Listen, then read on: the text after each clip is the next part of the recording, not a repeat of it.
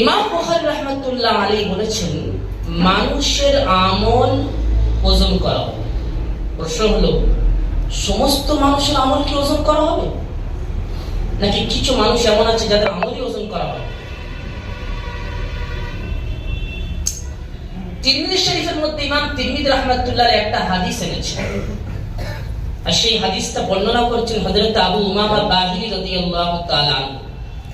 তিনি বলছেন, قال رسول الله صلى الله عليه وسلم, রাসূলুল্লাহ সাল্লাল্লাহু আলাইহি ওয়াসাল্লাম বলেছেন, ওয়া'আদানি রব্বি, আমার রব, আমার প্রভু আমার সাথে ওয়াদা করেছেন, আন ইউদখিলা মিন উম্মতি ৭০,০০০ লা হিসাবা আলাইহিম ওয়ালা আযাবা, যে আমার উম্মতের মধ্যে হতে ৭০,০০০ এমন মানুষ হবেন, কিয়ামতের দিন আল্লাহ পাক তাদেরকে বিনা হিসাবে জান্নাত নসিব করবেন। ওয়া মা কুল্লি আলফিন ৭০,০০০, প্রত্যেক হাজারের সাথে থাকবে ৭০,০০০। ১,০০০ ৭০,০০০, ১,০০০ ৭০,০০০, তাহলে ৭১ বার ৭১,০০০ করে ৭০ বার যদি হিসাব করা যায়, তাহলে দাঁড়াচ্ছে আপনার ৪৯,৭০,০০০। এরা বিনা হিসাবে যাবে। ওয়া সালাতু হাতায়াতিন মিন হাতায়াতি রাব্বি, আর কেউ কেউ পড়েছেন ওয়া সালাসা হাসায়াতিন মিন হাসায়াতি রাব্বি, সালাসু হাতায়াত বা সালাসা হাসায়াত, অর্থাৎ প্রত্যেক হাজারের সাথে ৭০,০০০ যদি সালাসু পড়া হয়, তাহলে প্রত্যেক হাজারের সাথে ৭০,০০০। আর আল্লাহ পাকের হাসায়াত বলা হয় দুটো হাত এক জায়গায় করলে যেটা হয়। আল্লাহ পাকের হাত কত বড় সেটা আল্লাহ পাকই জানে। প্রত্যেক হাজারের সাথে ৭০,০০০, ফের দুবার তিনবার যখন আসলা ভরে আল্লাহ পাক তাদেরকে জান্নাত নসিব করবে। আর কেউ কেউ বলেছেন না, ওয়া সালাসা হাসায়াতিন মিন হাসায়াতি রাব্বি, ৭০,০০০ প্রবেশ করবেন, আর তিনবার যেটা দেবেন সেটা একবার, প্রত্যেক হাজারের সাথে তিনবার করে নয়। তাহলে এই হাদিস দ্বারা বোঝা গেল যে আল্লাহ পাকের কিছু বান্দা এমন আছেন যাদের সংখ্যা প্রায় ৫০ লক্ষ, তারা বিনা হিসাবে জান্নাতে যাবে। কাদের মোটে হিসাব হবে না,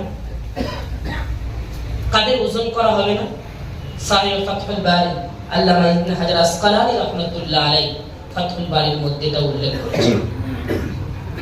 তিনি বলছেন, জাহিরুহু আত-তামিম, ইমাম বুখারী রাহমাতুল্লাহ যে হাদিসটা, যে শব্দটা এনেছেন, এর বাহ্যিক অর্থ এটাই যে সমস্ত বান্দার আমল ওজন করা হবে, কিন্তু না, খুসসা মিনহু তাইফাতান, দু ধরনের মানুষকে তার থেকে ছেঁটে নেওয়া হয়েছে। প্রথম, মিনাল কুফার মান লা দামবা লাহু ইল্লা আল কুফর ওয়া লাম ইয়ামাল হাসানা, ওই কাফের কুফর ছাড়া অন্য কোন গুনাহ তার দ্বারা হয়নি। আর দ্বিতীয় হলো, সে কোনো নেকির কাজই করে, ওয়া লাম ইয়ামাল হাসানা, একটাও কোনো নেকির কাজ করে না, শুধু কুফর অবলম্বন করেছে। আর ওই একটাই গুনাহ কুফর, তাহলে যেহেতু তার গুনাহটা হচ্ছে কুফর, আর তার পরিবর্তে নেকির কোনো রেশ নেই, সুতরাং অন্য পাল্লায় রাখার কোনো জিনিসই নেই, সুতরাং এদের ওজন করা হবে।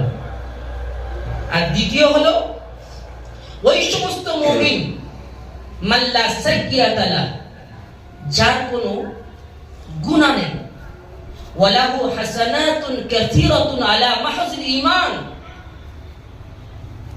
ঈমান ছাড়া অনেক নেকির কাজ তারা করেছে, কিন্তু তার জীবনে কোনো গুনাহই নেই,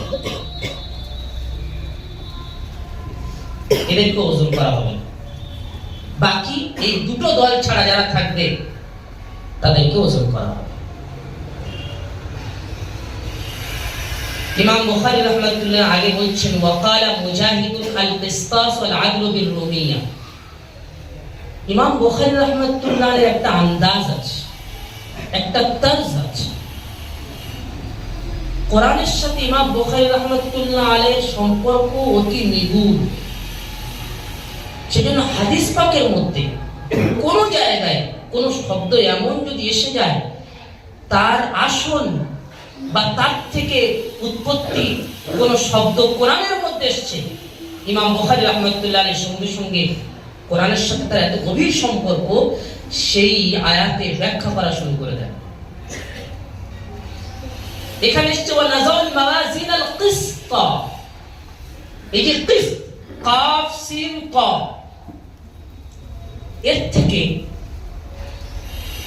কোরআন পাকে কিছু শব্দ এসেছে। একটা শব্দ হলো আল কিসতাস, আর একটা শব্দ হলো আল মুকসিতিন, আর একটা শব্দ হলো কাসিতুন। এই তিনটে শব্দ কিন্তু কিস থেকে এসেছে। কোরআন পাকের মধ্যে আল্লাহ পাক বলেছেন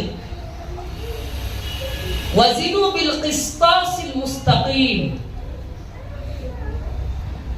সোজা দাঁড়িপাল্লা, ইনসাফের উপর প্রতিষ্ঠিত দাঁড়িপাল্লা দিয়ে তোমরা ওজন করো। একটা আয়াত হলো এই ওয়াজিনু বিল কিসতাসিল মুস্তাকিম, আরেকটা আয়াত হলো ইন্নাল্লাহা ইউহিব্বুল মুকসিতিন, আল্লাহ পাক মুনসিফিন যারা ন্যায় পরায়ণ তাদেরকে আল্লাহ ভালোবাসে। কোরআন পাকে আরেকটা জায়গায় এসেছে, আর আরেকটা জায়গায় এসেছে কোরআন পাকে ওয়া আম্মাল কাসিতুনা ফাকানু লিজাহান্নামা হাতাবা, যারা কাসিত হবে তারা জাহান্নামের জ্বালানি হবে। ইমাম বুখারী রাহমাতুল্লাহ আলাইহি বলছেন যে কিস শব্দ থেকে এই তিনটি আয়াত কোরআন পাকের মধ্যে আরো এসেছে, সেই তিনটি আয়াতের উনি ব্যাখ্যা করছেন। কি কোরআন পাকে যে এসেছে ওয়াজিনু বিল কিসতাসিল মুস্তাকিম, এই কিসতাসের অর্থ কি বলছেন কালা মুজাহিদ, তাবি মুজাহিদ আলাইহির রাহমাত তিনি বলছেন, বড় ইনি মুফাসসির মুজাহিদ আলাইহির রাহমাত তিনি বলছেন আল কিসতাস ওয়াল আদলু বিল রুমিয়া। কিসতাস এটা রুমি জবানে ইনসাফের অর্থে ন্যায় পরায়ণতার অর্থ বহন করে। মানে আসল যেটা রুমি শব্দ ছিল, কিন্তু পরে ফের আরবিতে এটা ব্যবহৃত হয়ে গেছে, পরে আরবি হয়ে যাওয়ার কারণে কোরআন পাকের মধ্যে এসেছে।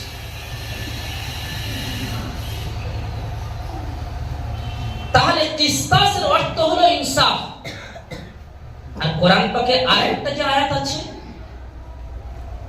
ইন্নাল্লাহা ইউহিব্বুল মুকসিতিন, বাবি ইফাল থেকে মুকসিতের বহুবচন হলো মুকসিতুন, আর আহলাতে নাসবিতে হবে মুকসিতিন। এই মুকসিতিন বা মুকসিত এর অর্থ কি বলছেন ওয়া হুয়াল আদিল। মুকসিতের অর্থ হলো আদিল, ইনসাফ করনে ওয়ালা। কিন্তু এখানে একটা শব্দ ইমাম বুখারী বলেছেন আল কিস্তু মাসদারুল মুকসিত, কিস্ত এটা মুকসিতের মাসদার। কিন্তু আমরা যারা উলামা আছি তারা জানি মুকসিত এটা বাবে ইফআল থেকে, আর বাবে ইফআলের মাসদার হলো ইকসাদ, কিস্ত নয়। কিন্তু ইমাম বুখারী বলছেন আল কিস্তু মাসদারুল মুকসিত, কিস্ত মুকসিতের মাসদার, কিন্তু মুকসিতের মাসদার তো ইকসাদ, কিস্ত নয়। তো ইমাম বুখারী কি হবে এখানে বললেন, এই জায়গাটা শামসুদ্দিন মুহাম্মদ বিন ইউসুফ আল কিরমানি রাহমাতুল্লাহ লিখেছেন। তিনি বলছেন যে আসলে মুকসিতের মাসদার হলো ইকসাত, আর ইকসাতের মাসদার অর্থাৎ ইকসাতের আসল কিস্ত। এটা প্রকৃতপক্ষে মুকসিতের মাসদার নয়, বরং মুকসিতের মাসদারের মাসদার। ফাহুয়া মাসদারু মাসদারি।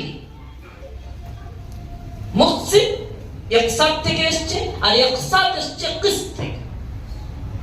এই দিক থেকে লক্ষ্য করে যেহেতু ইকসাতের যে অর্থ কিস্তের একই অর্থ, সেই জন্য বলা হয়েছে আল কিস্ত মাসদারুল মুকসিত, কিস্ত মুকসিতের মাসদার। আগে ওয়া আম্মাল কাসিদ ফাহুয়াল জাইদ। কোরআনে আরেকটা যে আয়াত এসেছে ওয়া আম্মাল কাসিতুনা ফাকানু লিজাহান্নামা হাতাবা, এর মাধ্যম কাসদ।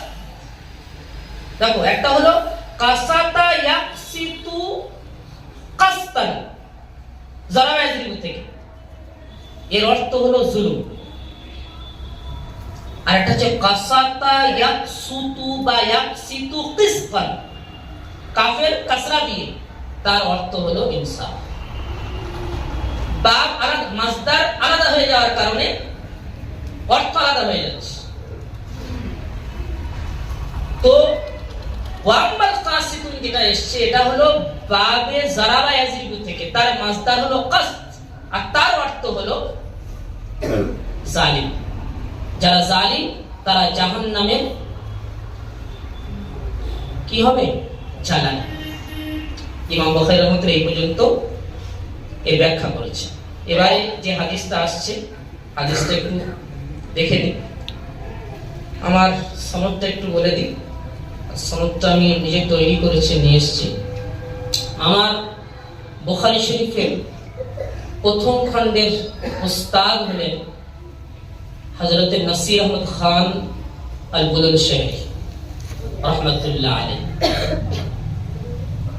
তোমাদের যিনি শাইখ আউয়াল মুফতি রহমান সাহেব কাসমি, সম্ভবত ওনারই এই সনদ হবে। আর আমার বুখারী শরীফের দ্বিতীয় খণ্ডের উস্তাদ হলেন হযরত, তাই না? হ্যাঁ, আমার বুখারী শরীফের দ্বিতীয় খণ্ডের উস্তাদ হলেন আব্দুল হক আল আযমি রাহিমাহুল্লাহ। আর এনারা দুজন ছাত্র হলেন শাইখুল ইসলাম হুসাইন আহমদ মাদানী রাহমাতুল্লাহ আলাইহি।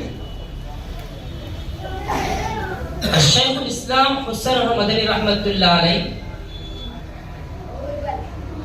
এর উস্তাদ হলেন শাইখুল হিন্দ মাহমুদ হাসান দেওবন্দি রাহমাতুল্লাহ আলাইহি। মাহমুদুল হাসান নয়, মাহমুদ হাসান। একজন হচ্ছেন মাহমুদুল হাসান গঙ্গুই, ইনি বড় মুফতি নামে, বড় মুফতি সাহেব নামে পরিচিত, ফকিহুল উম্মাহ। আর হচ্ছে মাহমুদ হাসান দেওবন্দি, ইনি হচ্ছেন ওই ব্যক্তি যিনি রেশমি রওয়ানা আন্দোলন করেছেন। আর মাহমুদ হাসান দেওবন্দি রাহমাতুল্লাহ উস্তাদ হলেন কাসিমুল উলুম ওয়াল খায়রাত কাসিম নানুতবি রাহমাতুল্লাহ আলাইহি। আর কাসিমুল উলুম ওয়াল খায়রাত কাসিম নানুতবি রাহমাতুল্লাহ দুজন উস্তাদ আমি এখানে উল্লেখ করেছি, হয়তো আরো উস্তাদও আছেন। একজন হলেন আব্দুল গনি মুজাদ্দিদি রাহমাতুল্লাহ আলাইহি, যিনি নকশবন্দ মুজাদ্দিদ তরিকার একজন বিখ্যাত আল্লাহর ওলি ছিলেন। আর সেই সাথে সাথে আমাদের দেওবন্দের হাদিসের সনদ ওনার থেকেই সব এসেছে। আর কাসিমুল উলুম ওয়াল খায়রাত কাসিম নানুতবি রাহমাতুল্লাহ আলাইহির আরেকজন উস্তাদ হলেন আহমদ আলী সাহারানপুরি, যিনি বুখারী শরীফের হাশিয়া লিখেছেন। আর এনারা দুজন উস্তাদ হলেন শাহ মোহাম্মদ ইসহাক আদ-দেহলভী রাহমাতুল্লাহ আলাইহি। এনারা দুজন উস্তাদ শাহ ইসহাক আদ-দেহলভী রাহমাতুল্লাহ আলাইহি। শাহ ইসহাক আদ-দেহলভী রাহমাতুল্লাহ আলাইহি উস্তাদ হলেন আব্দুল আজিজ মুহাদ্দিস দেহলভী রাহমাতুল্লাহ আলাইহি, যিনি ইংরেজদের বিরুদ্ধে ফতোয়া জারি করেছিলেন সর্বপ্রথম। আব্দুল আজিজ মুহাদ্দিস দেহলভী রাহমাতুল্লাহ নকশবন্দ সিলসিলার পীর ছিলেন, আল্লাহর ওলি ছিলেন। আর এনাদের দুজনের উস্তাদ হলেন মুসরিদুল হিন্দ শাহ ওলিউল্লাহ মুহাদ্দিস আদ-দেহলভী রাহমাতুল্লাহ আলাইহি, যার আসল নাম হলো আহমদ বিন আব্দুর রহিম আল ফুলাতি আন-নকশবন্দি। ওলিউল্লাহ মুহাদ্দিস দেহলভী ওলিউল্লাহ নামে তিনি পরিচিতি লাভ করেছেন, কিন্তু তার আসল নাম হলো আহমদ বিন আব্দুর রহিম আল ফুলাতি আল নকশবন্দি। এই ওলিউল্লাহ মুহাদ্দিস দেহলভী রাহমাতুল্লাহ সর্বপ্রথম এই ব্যক্তি যিনি মদিনা থেকে আবু তাহির আল মাদানী রাহমাতুল্লাহ এর কাছ থেকে হাদিসের সনদটা এখানে ভারতবর্ষের বুকে নিয়ে এসেছে। এই জন্য ওনাকে মুসনিদুল হিন্দ বলা হয়। যত হাদিসের সনদ ভারতবর্ষে এদিক সেদিক ঘুরছে সব ওনার উপর থেকে চলে। তো আমি হাদিসের সনদটা একটু পড়ে দিচ্ছি। আমার দুটো বুখারী আমলে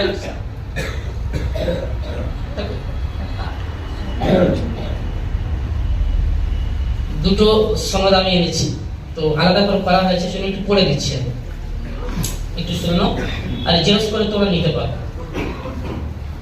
يقول العبد محمد مشتاق أحمد بن زمير أحمد الجوبيس فرغاني غفر له حدثنا شيخنا واستاذنا عبد الحق العاظمي تيتيو خندلنا قال حدثنا فضيلة الشيخ شيخ الإسلام حسين أحمد المدني قال حدثنا شيخ الهند محمود حسن العثماني الدوبندي قال حدثنا حجة الإسلام قاسم العلوم والخيرات الشيخ العلامة محمد قاسم النانوتري قال حدثنا العارف بالله الشيخ عبد الغني المجددي الدهلبي والشيخ العلامة محدث أحمد علي السهرنبوري المهشي البخاري قال حدثنا مولانا الإمام الشيخ محمد إسحاق الدهلبي قال حدثنا جدي لأمي سراج الهند عبد العزيز المحدث الدهلبي قال حدثنا والدي مسند الهند أحمد بن عبد الرحيم الفلكي النقشبندي الشهير بولي الله الدهلبي قال أخبرنا الشيخ أبو طاهر এই পর্যন্ত হাদিসের একটা সনদ।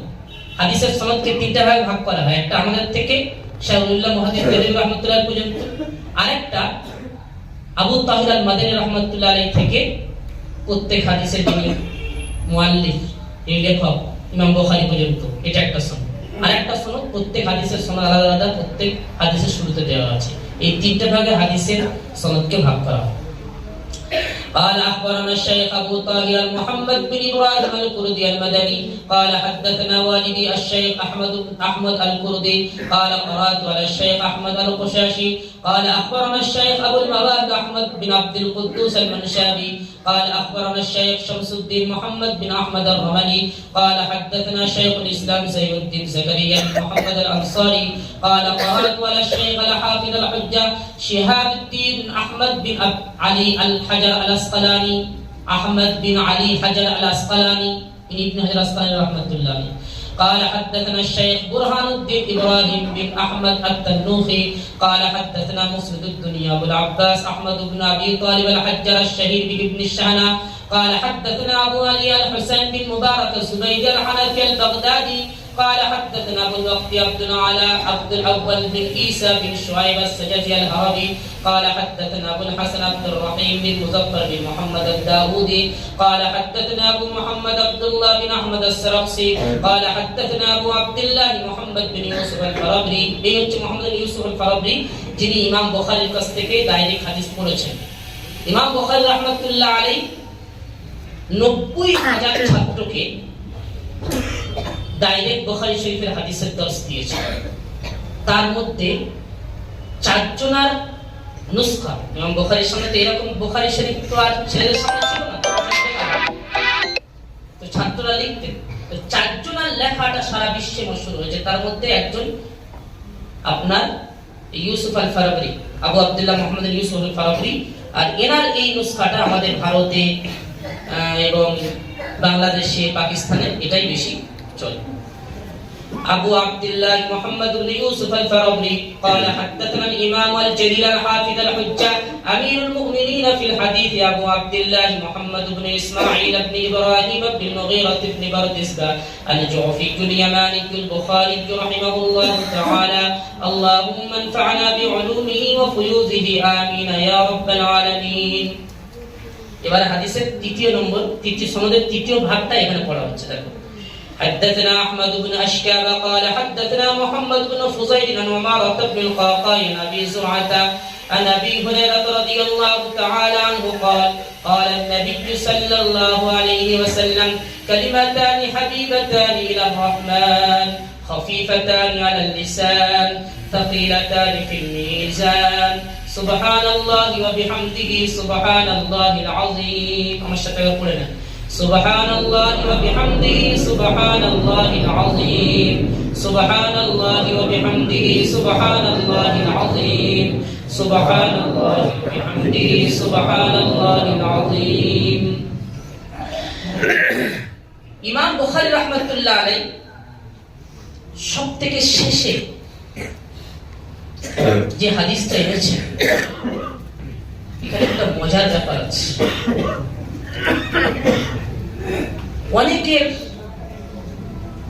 অনেকের ধারণা, এবং এটা আমরা ইউটিউব এবং বিভিন্ন মাধ্যমে শুনে থাকি, যে বুখারীর সাথে হানাফিদের কোনো সম্পর্ক নেই। কিন্তু আলহামদুলিল্লাহ সুম্মা আলহামদুলিল্লাহ, এটা আমরা গর্বের সাথে বলতে পারি, সারা পৃথিবী জুড়ে বুখারীর খিদমত এবং বুখারী পড়নে ওয়ালা সব থেকে বেশি হানাফি।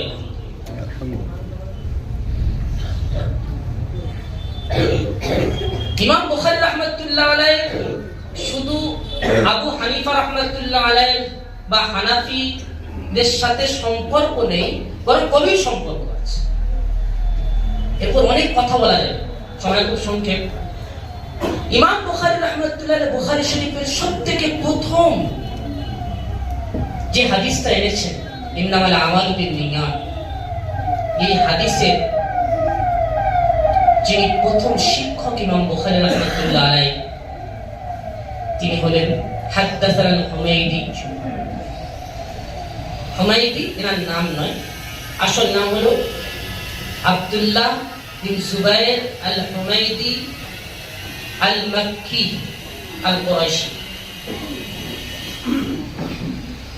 এই আব্দুল্লাহ বিন জুবাইর হুমাইদি রাহমাতুল্লাহ আলাইহি, যার দিয়ে ইমাম বুখারী রাহমাতুল্লাহ আলাইহি বুখারী শরীফ শুরু করেছেন যে উস্তাদের মাধ্যমে, তিনি ছাত্র হলেন আব্দুর রাজ্জাক আস-সানআনী রাহমাতুল্লাহ আলাইহি। এই আব্দুর রাজ্জাক আস-সানআনী রাহমাতুল্লাহ আলাইহি ইনি হলেন ওই ব্যক্তি যিনি মুসান্নাফে আব্দুর রাজ্জাক লিখেছেন। এই আব্দুর রাজ্জাক আস-সানআনী রাহমাতুল্লাহ আলাইহি তিনি ছাত্র হলেন ইমাম আযম আবু হানিফা রাহমাতুল্লাহ আলাইহি, যার ছাত্রের হাদিস দিয়ে ইমাম বুখারী রাহমাতুল্লাহ আলাইহি বুখারী শরীফ শুরু করলেন। সে আবু হানিফার সাথে ইমাম বুখারীর সম্পর্ক নেই। আচ্ছা, বুখারী শরীফ শেষ করেছেন যে সমস্ত রাবীদের মাধ্যমে। প্রথম হলেন আহমদ ইবনে আশকার, দ্বিতীয় হলেন মুহাম্মদ ইবনে ফুজাইল, তৃতীয় হলেন ওমর ইবনে কাবা, চতুর্থ হলেন আবু যুরআ। এই যে চারজন মুহাদ্দিসের নাম ইমাম বুখারী উল্লেখ করেছেন, আল্লামা কিরমানী রাহমাতুল্লাহ আলাইহি আল কাওয়াকিবুদ দারারি এর মধ্যে লিখেছেন, একদম শেষ খণ্ডে 25 নম্বর খণ্ডে তিনি লিখেছেন আজীব কথা, যে আরবাআতুন কুল্লুহুম কুফিয়ুন। এই যে চারজন ব্যক্তির নাম এবং সনদ ইমাম বুখারী রাহমাতুল্লাহ পেশ করেছেন, এরা সব কজনই কুফার বাসিন্দা। বলুন সুবহানাল্লাহ। আর কুফার কে? আবু হানিফা রাহমাতুল্লাহ।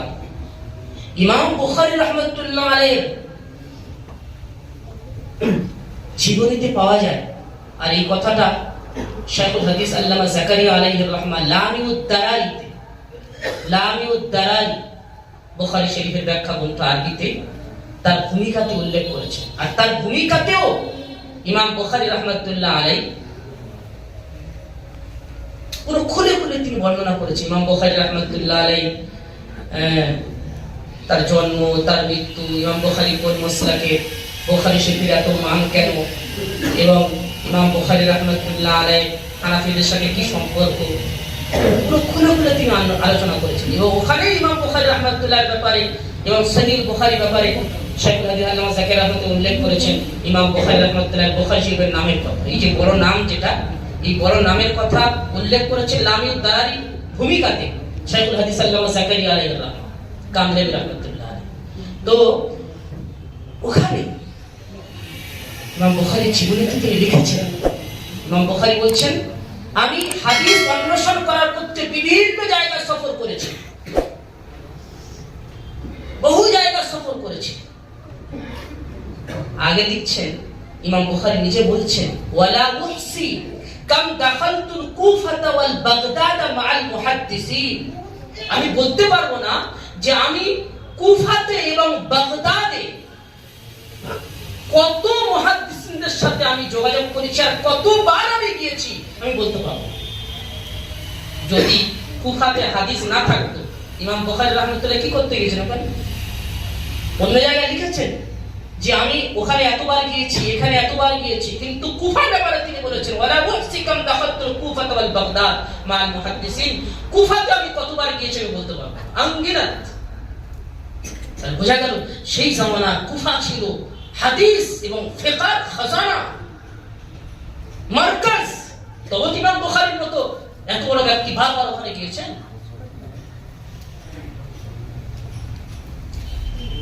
এবং বুখারীর মধ্যে যত রাবি আছে, ইমাম বুখারীর যত উস্তাদ আছেন, যাদের রিওয়ায়াত ইমাম বুখারী রাহমাতুল্লাহ এখানে নিয়ে এসেছেন, তার মধ্যে প্রায় 145 জন রাবি এমন আছেন যিনি হয় সরাসরি কিংবা কারোর মাধ্যম দিয়ে ইমাম আযম আবু হানিফা রাহমাতুল্লাহর ছাত্র। বুখারীর মধ্যে 22টা সুলাসিয়াত আছে, যার কারণে বুখারীর মান অনেক বেশি বেড়ে গেছে। মানে ইমাম বুখারী এবং আল্লাহর রাসূলের মাঝে মাত্র 3টে মাধ্যম। সিহাহ সিত্তা যতগুলো তোমরা কিতাব তোমরা পড়েছো, তার মধ্যে সবথেকে বেশি সুলাসিয়াত আছে বুখারীর মধ্যে, সেটা হলো 22টা। এই 22টা সুলাসিয়াতের মধ্যে 19টা শাইখুল হাদিস আল্লামা যাকির রহমাতুল্লাহ লিখেছেন লামুদ দারারি শুরুতে, যে 19টা হাদিস এমন আছে যেখানে ইমাম বুখারী রাহমাতুল্লাহ আলাইহি উস্তাদ হলেন তিনি আবু হানিফা রাহমাতুল্লাহ আলাইহি ছাত্র। মক্কি বিন ইব্রাহিম, যার থেকে 11টা সুলাসিয়াত আছে, এই মক্কি বিন ইব্রাহিম আলাইহির রাহমা তিনি আবু হানিফা রাহমাতুল্লাহ আলাইহি ছাত্র। বুখারীর মধ্যে একজন উস্তাদ আছেন ইমাম বুখারী, আবু আসিম আন-নবী, তিনি আবু হানিফা রাহমাতুল্লাহ আলাইহির ছাত্র। খাল্লাদ বিন ইয়াহইয়া আবু হানিফা রাহমাতুল্লাহ আলাইহির ছাত্র, তাই ইমাম বুখারীর উস্তাদ। আব্দুল্লাহ বিন মুবারক আলাইহির রাহমা, ইমাম বুখারীর দাদা উস্তাদ, তিনি আবু হানিফা রাহমাতুল্লাহ আলাইহির ছাত্র।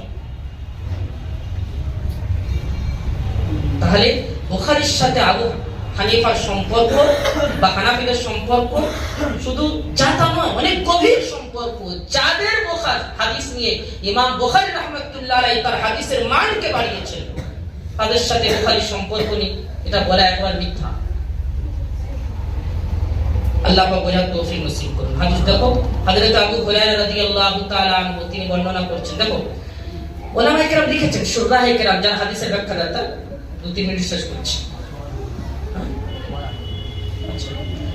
ইমাম বুখারী রাহমাতুল্লাহ আলাইহি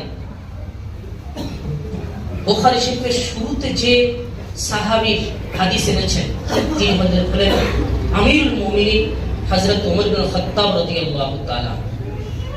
আর সবথেকে শেষে হাদিস এনেছেন কার? হযরত আবু হুরায়রা রাদিয়াল্লাহু তাআলা। আমরা শুনেছি, আমরা জানি, আমরা আমাদের আসাতিদা কিরামদের কাছ থেকে শুনেছি, তোমরা নিশ্চয়ই শুনেছো, যে সবথেকে বেশি হাদিস বর্ণনা করেছেন হযরতে আবু হুরায়রা রাদিয়াল্লাহু তাআলা। এবং আবু হুরায়রা রাদিয়াল্লাহু তাআলা এর আজীব ইতিহাস আছে হাদিস পাকের। আবু হুরায়রা রাদিয়াল্লাহু তাআলা এর উপরে ইশকাল করা হয়েছিল, প্রশ্ন করা হয়েছিল যে 7ম হিজরিতে ইসলাম গ্রহণ করছেন আর এত বেশি হাদিস বর্ণনা করলে কি করে? 5374টি হাদিস বর্ণনা করেছেন হযরত আবু হুরায়রা রাদিয়াল্লাহু তাআলা। সবথেকে বেশি হাদিস সাহাবাদের মধ্যে তিনি বর্ণনা করেছেন। আর আবু হুরায়রা রাদিয়াল্লাহু তাআলা যখন প্রশ্ন এসেছে, আবু হুরায়রা নিজে তার উত্তর দিয়েছেন, 3টে উত্তর দিয়েছেন, সেটা বুখারীর মধ্যে ইমাম বুখারী রাহমাতুল্লাহ বর্ণনা করেছেন। নাম্বার 1, প্রথম উত্তর হলো ইয়াকুলুন আকসারা আবু হুরায়রা, মানুষ বলে আবু হুরায়রা অনেক হাদিস বর্ণনা করে ফেলেছে, আবু হুরায়রা নিজে বর্ণনা করছে। কিন্তু আমার মুহাজির ভাই যারা, তারা ব্যবসা বাণিজ্যে কাজে কর্মে ব্যবসা বাণিজ্য করতেন, তারা সকালবেলা হলে ব্যবসা কাজে লেগে যেতেন। আর আমার আনসারি ভাই তারা চাষে লেগে যেতেন সকালবেলা।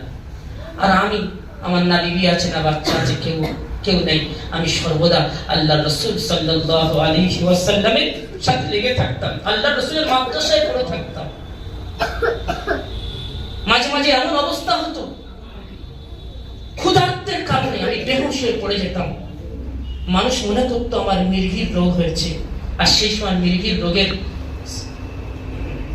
সুস্থতার সিস্টেম ছিল গলায় পা তুলে দেওয়া। মানুষ আমার গলায় পা তুলে দিত, মনে করতো যে আমার মির্গির রোগ হয়েছে। ওমা বিয়াল জুনুন ওমা হুয়া ইল্লাল জু, আমার কোনো মির্গির রোগ হয়নি, বরং ক্ষুধার্তের কারণে আমি বেহুঁশ হয়ে পড়ে যেতাম। আল্লাহ রাসূল সাল্লাল্লাহু আলাইহি ওয়াসাল্লামের মাদ্রাসার ছাত্রের ঘটনা শোনাচ্ছি। কি হয়েছেন তিনি? মুহাদ্দিসে কবীর হয়েছে। দ্বিতীয় বেশি হাদিস বর্ণনা করার কারণ তিনি উল্লেখ করলেন। তাহলে প্রথম হাদিস দ্বারা কি বুঝতে পারলাম? একজন ছাত্র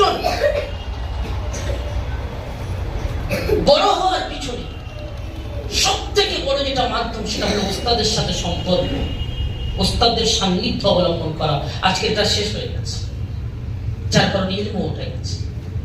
সাহাবীদের সমস্ত নাম বাদ দিয়ে রাখা হয়েছে সাহাবা, সাহাবী, অন্য নাম দেওয়া হয়নি, সাহাবী।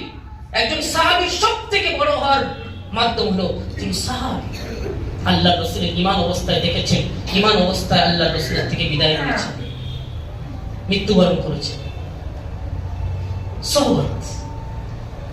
একজন ছাত্রের উন্নতির সব থেকে বড় কারণ হলো শিক্ষকের সাথে সুসম্পর্ক, তার সান্নিধ্যে থাকা, তার কাছে থাকা। বুখারী রাহমাতুল্লাহ আলাইহি বুখারী লিখেছেন, ইমাম বুখারী রাহমাতুল্লাহ বুখারী শরীফ লিখেছেন, বুখারীর মান সব থেকে বেশি হয় একটা কারণ এটাও, ইনি যে সমস্ত রাবীগুলো যাদের রিওয়ায়াতগুলো এখানে বর্ণনা করেছেন, তারা সব হাই কোয়ালিটির রাবী।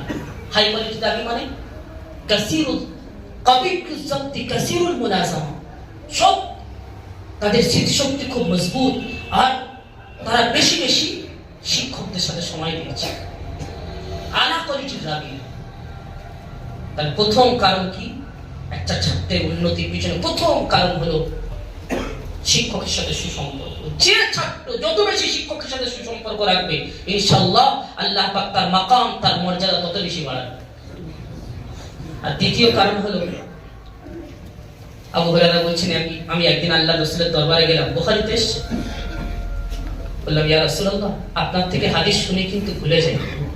আল্লাহ রাসূল সাল্লাল্লাহু আলাইহি ওয়াসাল্লাম বললেন, উসফুতি রিদা, তুমি তোমার চাদরটা ছড়াও। চাদরটা আমি খুললাম, কেটে দিলাম। আল্লাহ রাসূল সাল্লাল্লাহু আলাইহি ওয়াসাল্লাম কিছু পরে দম করলেন, ঠোক মারলেন। মারার পরে বললেন, আবু হুরায়রা, তুমি তোমার সিনার সাথে এটাকে মিলিয়ে নাও। ওই চাদরটা যখন আমি সিনার সাথে মিলিয়ে নিলাম, তারপর থেকে আল্লাহ রাসূল সাল্লাল্লাহু আলাইহি ওয়াসাল্লামের কোন হাদিসে কোন শব্দ, কোন একটা অক্ষর এমন নেই যেটা আমি কখনো ভুলে গেছি, বরং সব আমার মনে থাকে। বোঝা গেল কি? একজন শিক্ষকের, একজন ছাত্রের উন্নতির পিছনে দ্বিতীয় বড় লক্ষণ, দ্বিতীয় বড় মাধ্যম হলো শিক্ষকের দোয়া। এটা হতে পারে না শিক্ষকের দোয়া না পেয়ে কেউ বড় হয়েছে, ইতিহাস নেই। পৃথিবীতে যারা বড় হয়েছে তার ইতিহাস নেই, শিক্ষকের দোয়ায় তারা বড় হয়েছে। ইবনে আব্বাস রাইসুল মুফাসসিরিন হয়েছে আল্লাহ রাসূলের দোয়ার বদলে। নাম্বার 3, তিনি বললেন, আমি একজন আমার সাথীকে ডাকলাম, ডেকে বললাম, আচ্ছা বলো তো, গতকাল আল্লাহ রাসূল ইশার নামাজে কোন সূরা পড়েছেন? তো আমার সাথী বলতে পারলাম। আমি তাকে জিজ্ঞাসা করলাম, তুমি ছিলে না? বলে, হ্যাঁ ছিলাম তো। আবু হুরায়রা তখন বললেন, আমার মনে আছে আল্লাহ রাসূল গতকাল ইশার নামাজে কোন সূরা পড়েছেন, আমার মনে আছে, কারা সূরাত কাযা ও কাযা, এই সূরা আল্লাহ রাসূল পড়েছেন। কি বলতে চাইলেন? একজন ছাত্রের উন্নতির আরেকটা বড় মাধ্যম হলো উস্তাদ যখন কথা বলবেন ধ্যান দিয়ে শুনুন। তিনি ছিলেন, কিন্তু আল্লাহ রাসূল পড়েছেন কি খেয়াল নেই। ছাত্রের উন্নতির পিছনে দ্বিতীয় বড় মাধ্যম হলো তৃতীয় বড় জিনিস হলো শিক্ষক যখন কথা বলবেন ভালো করে কান লাগিয়ে শুনবেন। ইমাম বুখারী রাহমাতুল্লাহ আলাইহি আবু হুরায়রা রাদিয়াল্লাহু তাআলা আনহু হাদিসটা সবথেকে শেষে এনে একজন তালিমের মেহনতের কথা স্মরণ করে দিচ্ছে। একজন তালিম ইলম হতে গেলে, প্রকৃত ইলম অন্বেষণকারী হতে গেলে তার কত মেহনত, কত পরিশ্রম করা দরকার, আর শিক্ষকের সাথে কিরকম সুসম্পর্ক রাখা দরকার, শিক্ষকের কিরকম দোয়া নেওয়া দরকার। ওমর ইবনে খাত্তাব রাদিয়াল্লাহু তাআলা তিনি আফকাহুল হাদিস ছিলেন। উলামায়ে কেরাম লিখেছেন আফকাহুল হাদিস, অত্যন্ত হাদিসের সূক্ষ্ম সূক্ষ্ম জ্ঞান তিনি রাখতেন, খুব গভীর জ্ঞান তিনি রাখতেন। আর হযরত আবু হুরায়রা রাদিয়াল্লাহু তাআলা ছিলেন আহফাজুল হাদিস, সবথেকে বেশি হাদিস মুখস্থকারী। সুতরাং দুটো জরুরি, হাদিস মুখস্থ করতে হবে, সেই সাথে সাথে হাদিস বুঝতেও হবে। হযরত আবু হুরায়রা রাদিয়াল্লাহু তাআলা আনহু তিনি বলছেন قال النبي صلى الله عليه وسلم রাসূল করিম সাল্লাল্লাহু আলাইহি ওয়াসাল্লাম বলেছেন কালিমাতানি হাবিবাতানি ইলার রহমান, দুটি কালিমা এমন রয়েছে যেটা রহমানের কাছে অতি প্রিয়, রহমানের কাছে অর্থাৎ আল্লাহর কাছে অতি প্রিয়। রহমানের কাছে অতি প্রিয় মানে ওলামায়ে কেরাম এখানে লিখেছেন সাহেব ফাতুল বারীতে এই কালিমাতান মানে কালামান, দুটো বাক্য, আর হাবিবাতান মাহবুবাতান প্রিয় কার কাছে? রহমানের কাছে। আচ্ছা এই দুটি বাক্য প্রিয়, এটা বলে কি বলতে চাচ্ছেন আল্লাহ রাসূল? হাফিজ ইবনে হাজার আসকালী রাহমাতুল্লাহ তিনি বলছেন এটা বলে তিনি বলতে চাচ্ছেন মুহাব্বাতু কাইলিহিমা মানে মাহবুবাতু কাইলিহিমা, অর্থাৎ যারা এই দুটো বাক্য পড়বে তারা আল্লাহর কাছে প্রিয় হয়ে যাবে, আল্লাহর কাছে মাহবুব হয়ে যাবে। আর আল্লাহর কাছে মাহবুব হয়ে যাওয়ার অর্থ হলো ইরাদাতু ইসালিল খাইরি লাহু ওয়াত তাকরীম, অর্থাৎ আল্লাহর কাছে প্রিয় হয়ে যাওয়ার অর্থ হলো আল্লাহর কাছে সে অতি সম্মানী হয়ে যায়। দুটো বাক্য কি? আচ্ছা কিরকম? খাফিফাতানি আলাল লিসান, জবানে খুব হালকা, পড়তে খুব ভারী, পড়তে খুব হালকা। সাহলাতান খুব সহজ, আরামে পড়তে পারে, পড়তে চাইলে সকলে আরামে পড়তে পারে, খুব ভারী নয়। কিন্তু সাকিলাতানি ফিল মিজান, এই দুটো কালাম, দুটো বাক্য কিয়ামতের দিন যখন দাঁড়ি পাল্লায় ওজন করা হবে তখন দাঁড়ি পাল্লা ভারী করে দেবে। এটা হচ্ছে ইমাম বুখারীর দলিল। ইমাম বুখারী প্রথমে কি বলেছেন? মানুষের আমল ওজন করা হবে, আর জিকির এই দুটো কালিমা এটা আমল। সুতরাং এই আমলটাকে কিয়ামতের দিন দাঁড়ি পাল্লায় রাখা হবে, দাঁড়ি পাল্লায় রাখার কারণে দাঁড়ি পাল্লার নেকির পাল্লা ঝুঁকে যাবে। সাকিলাতানি ফিল মিজান, আর সেই দুটো বাক্য কি? সুবহানাল্লাহি ওয়া বিহামদিহি সুবহানাল্লাহিল আযীম, সুবহানাল্লাহি ওয়া বিহামদিহি সুবহানাল্লাহিল আযীম। এই দুটো কালিমা, এই দুটো বাক্য যদি আমরা পড়তে থাকি, আল্লাহ পাক কিয়ামতের দিন নামায়ে আমল যখন ওজন করবেন ইনশাআল্লাহ আমাদের নামায়ে আমলের পাল্লা ভারী করবেন। হাদিস পাকের মধ্যে এসেছে, আর এটা বুখারীতে এসেছে, রাসূল করিম সাল্লাল্লাহু আলাইহি ওয়াসাল্লাম বলেছেন মান ক্বারাআ কুল্লা ইয়াউমিন, যে ব্যক্তি প্রত্যেক দিন পড়বে সুবহানাল্লাহি ওয়া বিহামদিহি মিয়াতা মাররা, প্রত্যেক দিন সকালে 100 বার করে সুবহানাল্লাহি ওয়া বিহামদিহি পাঠ করবে, গুফিরাত লাহু যুনুবু ওয়া ইন কানাত মিসলা জাবাদিল বাহর, সমুদ্রের ফেনার মতো যদি তার গুনাহ হয়ে থাকে আল্লাহ পাক তার গুনাহকে মাফ করে দেন। কারণ এর মধ্যে আল্লাহ পাকের পবিত্রতার বর্ণনা আছে, আর এর মধ্যে আল্লাহ পাকের প্রশংসার কথা আছে। আল্লাহ ইজাত সুবহান, সমস্ত খারাপি থেকে তিনি পবিত্র। আর সমস্ত খারাপি থেকে পবিত্র, তার অর্থ হলো সমস্ত কল্যাণ, সমস্ত ভালাই, সমস্ত রকম গুণ আল্লাহ পাকের মধ্যে রয়েছে। যখন আল্লাহ পাকের মধ্যে রয়েছে তো প্রশংসার যোগ্য কেবলমাত্র আল্লাহ। তো আল্লাহ পাক ইমাম বুখারী রাহমাতুল্লাহ আলাইহি বুখারী শরীফ শুরু করেছেন নিয়তের মাধ্যমে আর শেষ করেছেন কিসের মাধ্যমে? জিকিরের মাধ্যমে। উলামা ইকরাম লিখেছেন যদি জিকির খালিস নিয়তে আল্লাহর জন্য করা যায় ইনশাআল্লাহ কিয়ামতের দিন আল্লাহ পাক আমাদেরকে সম্মানিত করবেন। আর দাড়ি পাল্লা ওজন ভারী হবে। দেখুন এখানে শেষ 1 মিনিট, আল্লাহ পাক ইমাম বুখারী রাহমাতুল্লাহ বলেছেন যে আমল ওজন করা হবে, গোনা হবে নাকি? ওজন মানে আমলটাকে ভারী বানাতে হবে। কারণ যদি আমল অল্প হয় আর যদি ভারী হয় সে কামিয়াব হয়ে যাবে। আর কারণ আমল অনেক হলো কিন্তু ভারী হলো না, সে অসফল। আর আমল ভারী হয় দুটো জিনিসের মাধ্যমে, একটা হলো ইখলাস আর একটা হলো ইত্তেবায়ে সুন্নাত। আমি যে আমলটা করছি এটা শরীয়ত অনুযায়ী কিনা এটা আগে ভাবতে হবে। জোহরের 4 রাকাতের জায়গায় যদি কেউ 6 রাকাত পড়ে, যত ইখলাসের সাথে পড়ুক না কেন কোনো দাম নেই। আর কেউ ইখলাসের সাথে জোহরের 4 রাকাত পড়ছে কিন্তু আচ্ছা কেউ 4 রাকাতই পড়ছে কিন্তু ইখলাস নেই, তাহলে তার আমলের কোনো দাম নেই। দুটো জিনিস হতে হবে যে যেমনটা আমি করছি শরীয়তের গণ্ডির মধ্যে কি বিরাট হয়ে যাচ্ছে না। নাম্বার 2 এর মধ্যে আল্লাহর সন্তুষ্টি আছে কিনা। এই দুটো যদি আমরা খেয়াল রাখতে পারি ইনশাআল্লাহ কিয়ামতের দিন আমাদের আল্লাহ পাক সম্মানিত করবেন। ওয়া আখিরু দাওয়ানা আলহামদুলিল্লাহি রাব্বিল আলামিন।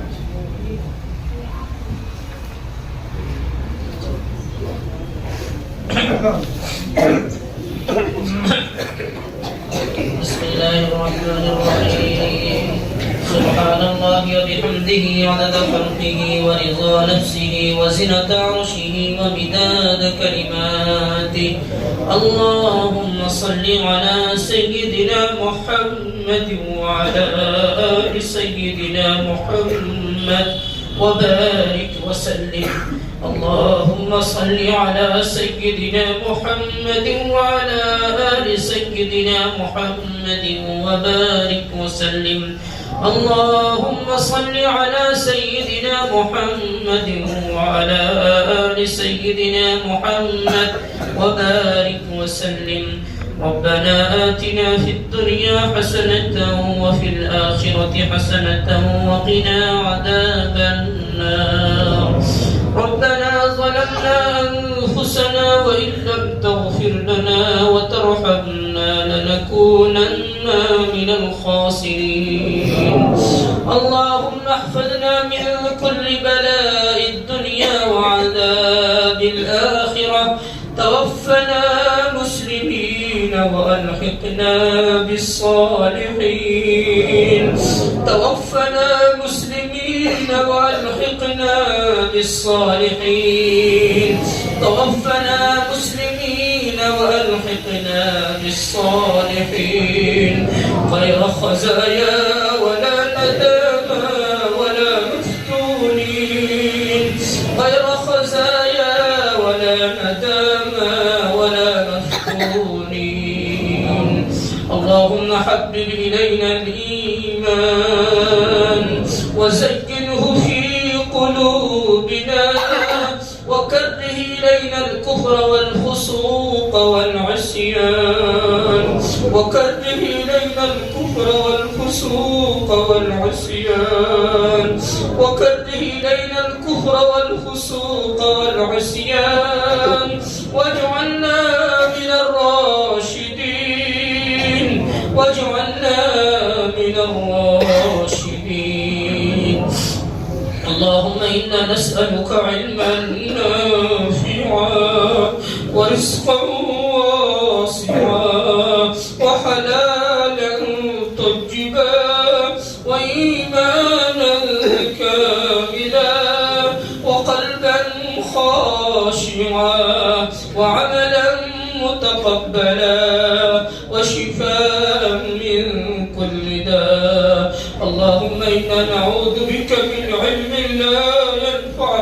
اللهم إنا نعوذ بك من علم لا ينفع ينفع اللهم إنا نعوذ بك من علم لا ينفع ومن قلب لا يخشع ومن دعاء لا يسمع ومن نفس لا تشبع ومن عين لا تدمع ومن دعوة لا يستجاب لها مولاي كريم الغفار الستار الشهيد شهوازن هبات شهوات شهوات دائر شهوات قرن الوطن مولا বড় আশীর্বাদ তোমার বাদশাহ দরবারে গুনার কথা স্বীকার করে গুনার বোঝা মাথায় নিয়ে ওলামাদেরকে সাথে নিয়ে মুরব্বিদেরকে সাথে নিয়ে তালিবে ইলমদেরকে সাথে নিয়ে পবিত্র বুখারী শরীফ বলা শেষ দর্শ দেওয়ার পরে তোমার শহীদ দরবারে অনেক আশা নিয়ে হাত তুলেছি মৌলাই করিম তুমি ওসিলা করে আমাদেরকে ক্ষমা করে দাও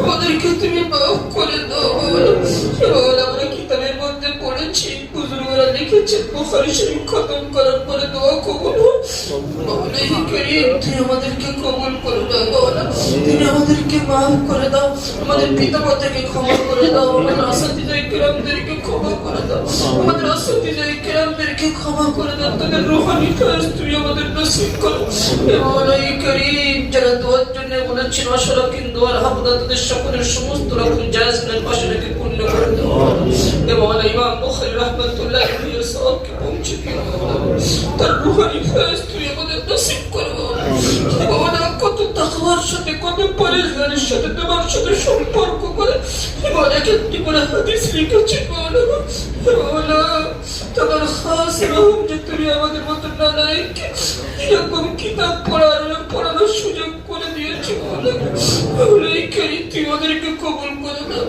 মৌলা আমাদেরকে তুমি ক্ষমা করে দাও হক আদায় করার তুমি তৌফিক নসিব করো মৌলা যে সমস্ত ছাত্র এখানে পারে হচ্ছে সকলকে তুমি কবুল করে নাও ওদের পিতামাতাদেরকে কবুল করে নাও এই প্রতিষ্ঠানকে তুমি কবুল করে নাও কর্তৃপক্ষদেরকে কবুল করে নাও আসাতিজায়ে কিরামদেরকে কবুল করে নাও মৌলা যারা মুআবিদিন রয়েছেন যারা বিভিন্নভাবে সাহায্য করেন সহযোগিতা করেন মৌলা যারা আজকে দূর দূর থেকে এসেছেন মৌলা দোয়া নেওয়ার জন্য মৌলা সকলকে তুমি কবুল করে নাও মৌলা ব্যবসা বাণিজ্যের মধ্যে তুমি বরকত নসিব করো মৌলা এই আমাদের সাংসারিক জীবনকে সুখময় মধুময় বানিয়ে দাও মৌলা তোমার বাড়িতে শরীফ জিয়ারত করার তৌফিক নসিব করো সকলকে মনের ওসিলা করে হজ পাক নসিব করো মৌলা তোমার রাসূলের সামনে দাঁড়িয়ে ডাইরেক্ট সালাম পেশ করতে পারি সে তৌফিক তুমি নসিব করো যারা করেছেন তাদেরকে বারবার করার তৌফিক নসিব করো মৌলা কাল কিয়ামতের দিবসে ভিআইপি গেস্ট হিসাবে তোমার আরশের ছায়া তলে তুমি যাদেরকে ছায়া দেবে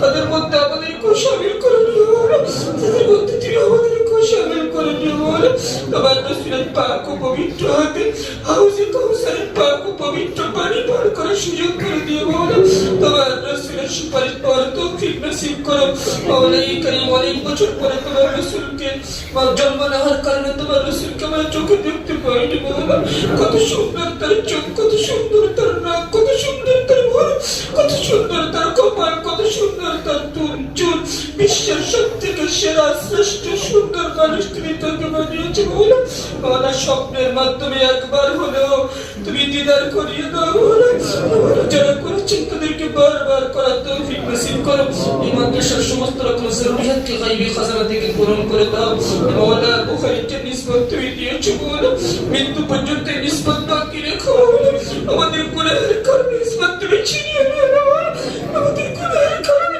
নিসবত তুমি ছিনিয়ে নিও মৌলা বংশকে তুমি কবুল করে নাও আমার নিসবত কিয়ামত পর্যন্ত আমার বংশ বাকি রেখো মৌলা আমাদের সকলের বংশ তুমি বাকি রেখো মৌলা আমরা যারা নিসবত পেয়েছি পড়ানোর সুযোগ পেয়েছি মৌলা আমাদের সকলকে কবুল করে নাও মৌলা আমাদের সকলকে তুমি কবুল করে নাও তোমার মহব্বত আমাদের সকলকে নসিব করো তোমার রাসূলের ইশকের আগুন আমাদের অন্তরে নসিব করো ইখলাস দাও মৌলা দিনের মকবুল খিদমত তুমি দিয়ে দাও ইখলাসের সাথে হিম্মতের সাথে তাওয়াজুর সাথে তোমার দিনের মকবুল খিদমত তুমি দিয়ে দাও মৌলা করিম ইজ্জতের সাথে তুমি মৃত্যু দিও মৌলা তুমি ইজ্জতের সাথে মৃত্যু দিও ইজ্জতের সাথে মৃত্যু থেকে তুমি হেফাজত করো মৌলা আমাদের বাচ্চাদেরকে তুমি কবুল করো না আমাদের বাচ্চাদেরকে তুমি কবুল করে নাও আমরা যেন দুনিয়াতে যাওয়ার সময় আমাদের বাচ্চাদেরকে দেখে চক্ষুকে শীতল করে যেতে পারি সে তৌফিক তুমি নসিব করো মাওলা যা চেয়েছি তুমি দান করো যা চাইতে পারি অথচ আমাদের জন্য মঙ্গল করো কল্যাণ রাখতে তুমি নসিব করো